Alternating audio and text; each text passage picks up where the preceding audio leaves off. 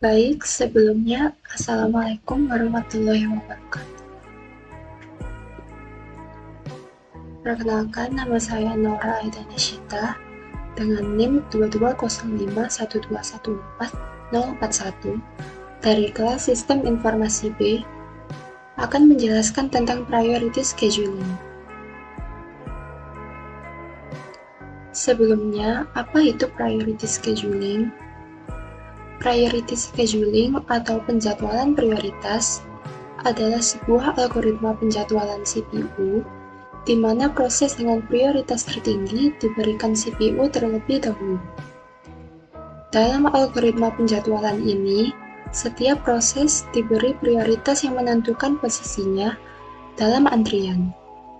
Proses dengan prioritas tertinggi dieksekusi terlebih dahulu, kemudian diikuti oleh proses dengan prioritas tertinggi berikutnya, dan seterusnya. Algoritma penjadwalan Priority Scheduler digunakan untuk memastikan bahwa proses dengan prioritas yang lebih tinggi dapat dieksekusi lebih dulu daripada proses dengan prioritas yang lebih rendah. Dengan demikian, proses-proses yang paling penting atau kritis dapat diselesaikan dengan cepat.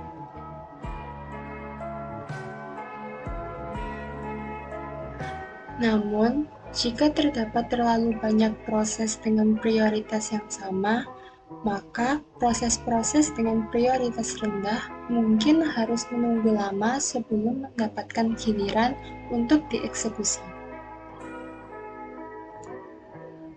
Priority scheduling memiliki beberapa ciri-ciri, yaitu yang pertama, setiap proses memiliki prioritasnya masing-masing. Yang kedua, mendahulukan prioritas yang tertinggi. Dan yang ketiga, yang mendapatkan antrian pertama dan saat itu juga akan dieksekusi.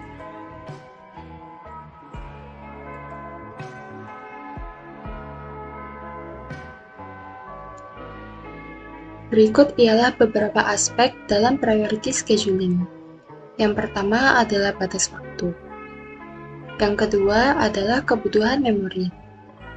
Dan yang ketiga adalah akses file. Kemudian yang keempat adalah perbandingan input atau output burst dengan CPU burst. Dan yang terakhir adalah tingkat kepentingan proses.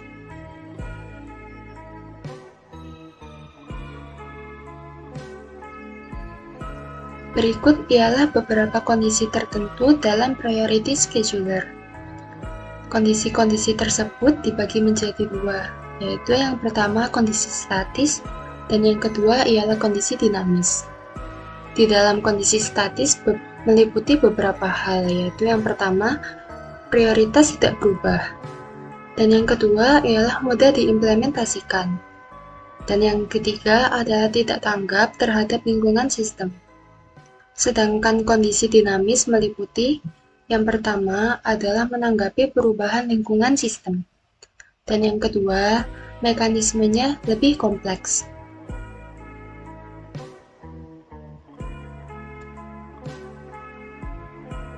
Priority scheduling dibagi menjadi dua, yaitu yang pertama preemptive dan yang kedua ialah non-preemptive. Di sini, proses preemptive ialah proses dengan prioritas lebih tinggi yang dapat memotong RAM atau CPU dari proses dengan prioritas lebih rendah. Jika sebuah proses baru dengan prioritas yang lebih tinggi tiba, maka proses yang sedang dieksekusi akan ditangguhkan, dan proses dengan prioritas lebih tinggi akan dieksekusi.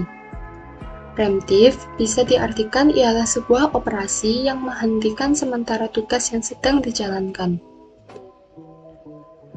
Sedangkan non-preemptive priority scheduling sendiri ialah sebuah proses yang dialokasikan CPU, namun proses tersebut akan berjalan sampai selesai atau terblokir untuk input atau output atau alasan lainnya.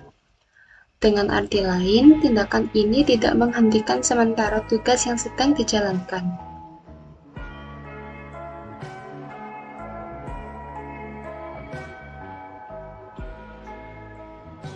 Beberapa kriteria penjadwalan meliputi yang pertama ialah adil. Adil meliputi yang pertama ialah proses-proses mendapat jatah waktu pemproses. Dan yang kedua adalah tak ada proses yang tak kebagian layanan pemproses. Kriteria yang kedua ialah efisiensi. Efisiensi meliputi dua hal, yaitu yang pertama, efisiensi utilisasi pemproses dihitung dengan perbandingan rasio waktu sibuk pemproses. Dan yang kedua adalah menjaga agar pemproses tetap dalam keadaan sibuk sampai efisiensi mencapai maksimum. Kriteria yang ketiga adalah waktu tanggap. Waktu tanggap meliputi dua hal, yaitu yang pertama, waktu tanggap pada sistem interaktif. Dan yang kedua, waiting time waktu nyata. Lalu, kriteria penjadwalan yang keempat ialah turnaround time, yaitu waktu yang dihabiskan di dalam sistem. Dan yang kedua ialah waktu yang dihabiskan saat mulai masuk ke sistem hingga selesai. Dan kriteria penjadwalan priority scheduling yang terakhir ialah throughput, yaitu jumlah kerja yang dapat diselesaikan dalam satu unit waktu.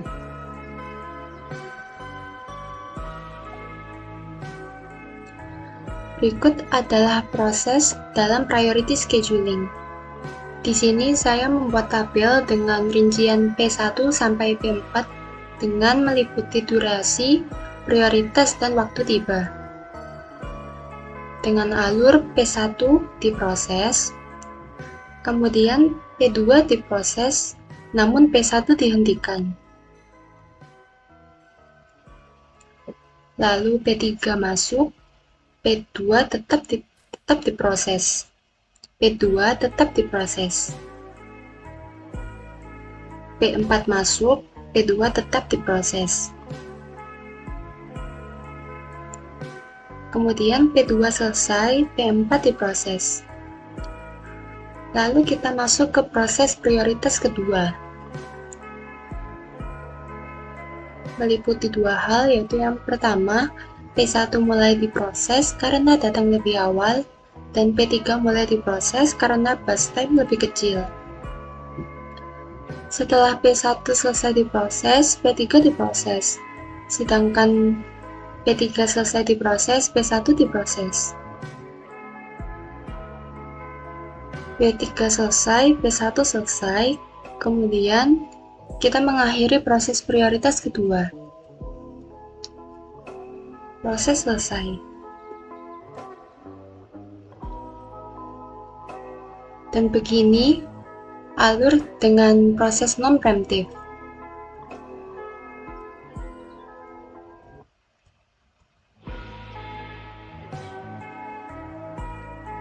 Diketahui terdapat 4 proses dalam tabel berikut, yaitu yang pertama, P1 mulai dieksekusi dengan prioritas kedua.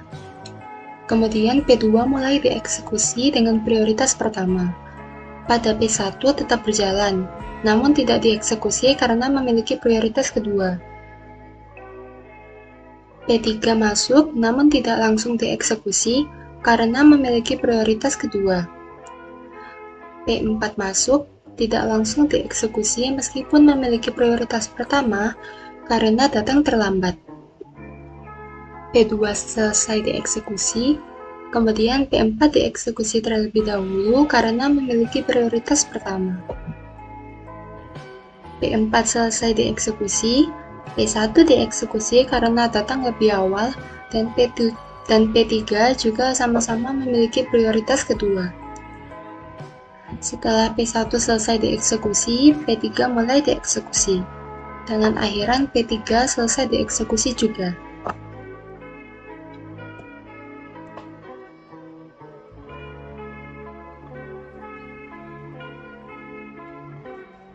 Lalu, waktu rata-rata yang didapat ialah P1 mendapatkan 11 second, P2 mendapatkan 0 second, P3 mendapatkan 14 second, dan P4 mendapatkan 2 second, dengan rata-rata 6,75 m second.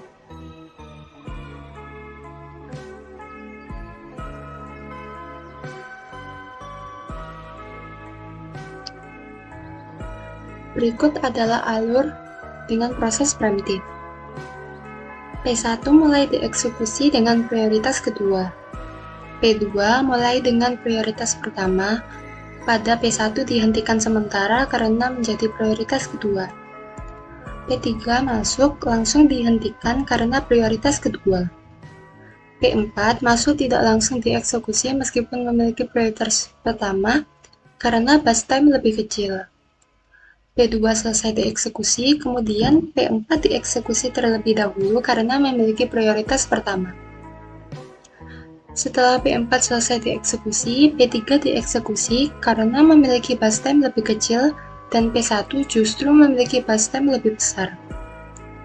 Setelah P3 selesai dieksekusi, P1 mulai dieksekusi. Dengan akhiran, P1 selesai dieksekusi juga.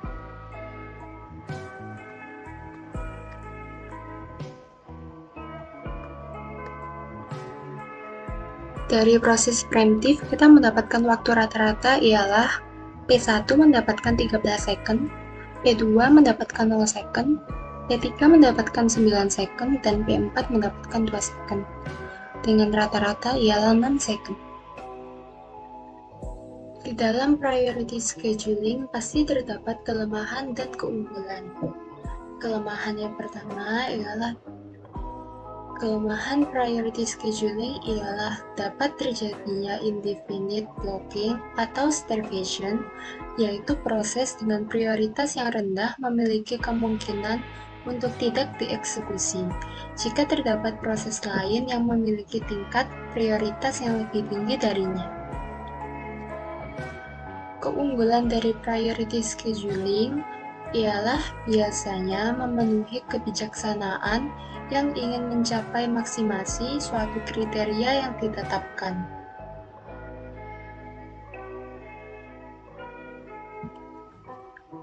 Di dalam priority scheduling, kita mengenal istilah starvation. Starvation, atau yang disebut kelaparan, ialah proses dengan prioritas rendah tidak pernah mendapatkan kesempatan untuk berjalan, karena proses dengan prioritas lebih tinggi selalu dijadwalkan. Untuk menghindari kelaparan, algoritma penjadwalan prioritas sering menggunakan aging, yaitu meningkatkan prioritas proses seiring waktu, bahkan jika proses tersebut memiliki prioritas awal yang rendah. Kemudian istilah kedua adalah respons. Penjadwalan prioritas dapat digunakan dalam sistem real-time, di mana beberapa tugas memiliki prioritas lebih tinggi daripada yang lain, dan perlu diselesaikan dengan cepat. Ini juga dapat digunakan dalam sistem interaktif, di mana waktu respons sistem sangat penting.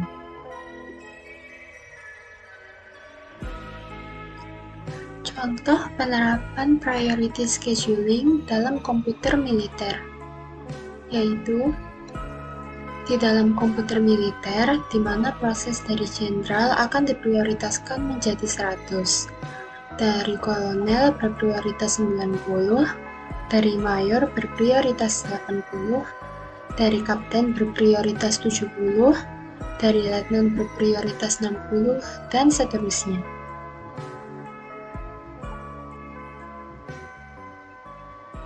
Contoh lainnya priority scheduling ialah dalam penjadwalan radio.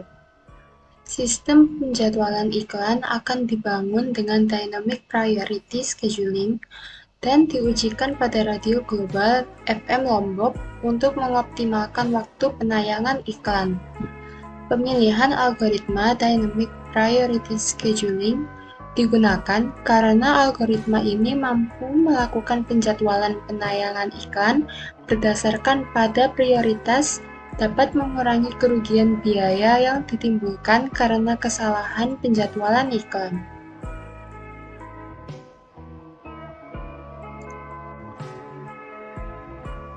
Berikut adalah contoh priority scheduling dalam kehidupan sehari-hari, yaitu yang pertama, pelayanan administrasi kampus atau sekolah. Yang kedua, pelayanan pemerintah. Yang ketiga, penyelesaian tugas. Keempat, pengerjaan UTS atau UAS. Dan yang terakhir, penyelesaian tugas lainnya.